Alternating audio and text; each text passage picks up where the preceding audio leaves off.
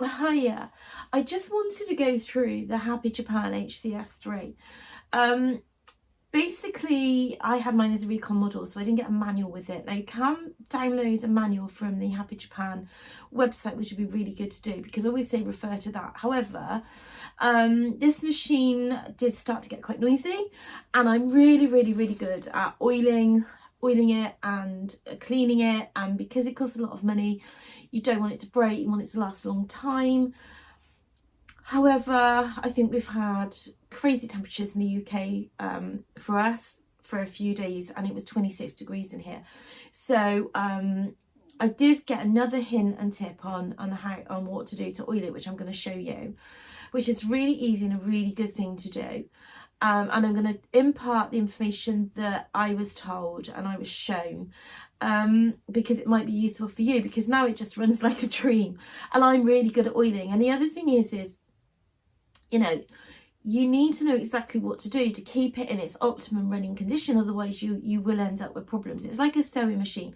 I've got a Benina 790 plus, and that needs oiling as well. And if you're a person that is just not into oiling their machines or cleaning them, seriously, you can have problems. And you know, and in a way you wouldn't be able to do it. And it's just like, if you really are not going to oil it and clean it, then it's just going to be a disaster. So please, please, please make sure you look at your manuals and check out everything to do with the maintenance side of things. It's really important.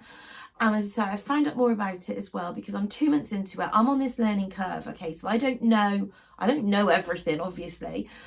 I'm kind of a step ahead of you if you're looking to get one. So I'm going through all of these things. I'm going to try and impart on my journey what I've learned, what I'm doing, what I've been told. And there isn't much to go wrong with it, you know. So it's going to be me not doing something or doing something wrong, but there's not a lot to actually go wrong with it. It's the most amazing machine. I love it to bits, and I thought I was oiling it enough, and obviously with this extra heat I wasn't. So I think you need to keep an eye on temperature, how much you're using it. And so my setup is in the yellow hole at the top here, just in here, you'll see it when the head moves. Once a week, that's all you need to oil it, is once a week. And that can be anything from sort of 2 or 3 drops to 4 or 5 drops, depending on how hot it is in the room. That's kind of what I've gauged it to be. So the bobbin, on the other hand, gets oiled every single time I use it. Now, if it's a cold day and it's cooler in here, so it's 19 degrees, say, then if I'm not overusing it, it might just need one oiling in the morning and a clean. However, 26 degrees in here, it should have had 2 really good oilings. The other thing, when you oil it, it needs to be used to get it to go in round and actually oiling the parts so it doesn't sit static and not move, and you know, so it just dries out and doesn't get to where it needs to be. So, and a lot of times is, if you oil something, you don't want it then to be saturated with oil that it's actually going to go all over your garment. So then you've got that kind of, well, do I do a test stitch and try and get rid of most of it? No, you don't do that. I'll show you what you do. Right, before I do anything, I just want to show you the bobbin and the bobbin case. Okay, so the bobbins I'm using are double carded, size L polyester. And I always have it so the thread comes over the top. All right. Now this is the bobbin housing, and it has this weird little hook type thing, loop, that you have to get it to go through, because that's how the embroidery machine picks up on the bobbin thread. So what I do is I put it in my right hand and I put it this way. Okay, so I can see to the middle of my body, that's the inside of it. The thread which comes over the top, like this, goes into the case like this. And then you put it through the little slot, you bring it up underneath under there. Okay, so it's under there. And then you bring it across the front, and it has to go, and this is so fiddly, so it has to go under this little latch hook, whatever you call it. There's probably a name for it somewhere. And sometimes I actually use a little picker to just push it down, because it needs to go down into that. Can you see? It needs to go through there. Otherwise, if you don't do that, you're going to get thread breaks and all sorts straight off, because it's not going to be able to pick it up on the embroidery machine. And then I leave a tail that length. All right. So, and then when you put it in the machine, it is a case of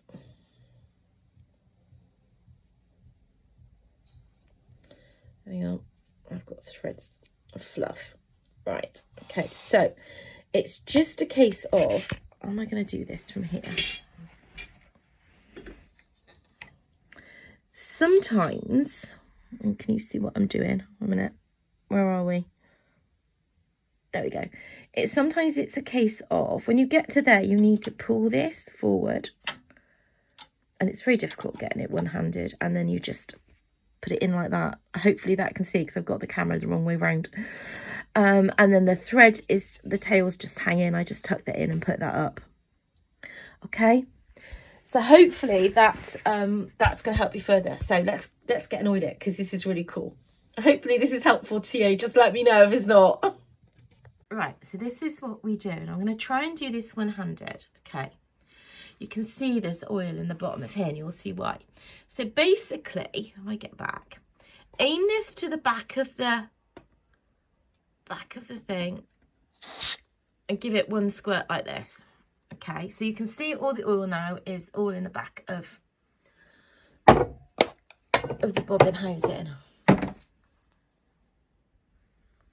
Can you, ooh, hang on. Oh, what have I done? Say, I'm not good at technology.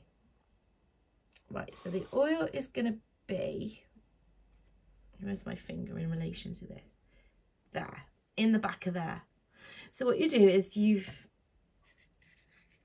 close this up, being very gentle with it, and then you go to here. So I haven't actually, let's zoom out of there. Go to next, which will move the frame around. Right, let's just get this right. So that's what I did before. Let's bring that back. Okay, so you go into other, you go into speed. So, and then you just wait.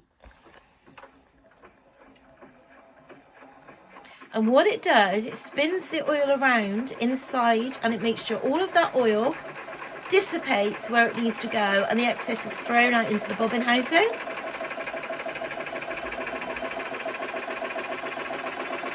Because the main shaft is now turning. And you can hear how nice and smooth, and it does get quite fast, so you just leave it to do its thing. The oil is all spinning round, and it's all becoming nice and lubricated where it needs to be.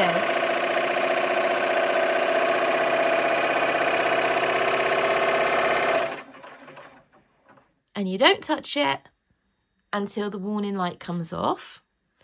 And then all you need to do is just wipe the excess oil that's been thrown out from there, and you're good to go. And that's how easy it is. And it's all well lubricated. Instead of just putting the little drop in there, it's just so well lubricated now that, you know, you've got it to every place where it needs to be, and it's spun out the excess so it doesn't drip onto any of your garments. And you can put your bobbin back in and you're good to go. So hopefully that's a really quick, interesting way of oiling. And obviously you still do your little yellow hole, which is there. I call it a yellow hole. It's kind of a wood effect. And you drop in there, and that's got a channel that runs down and goes onto a pad that runs the whole length of, there's two pads actually.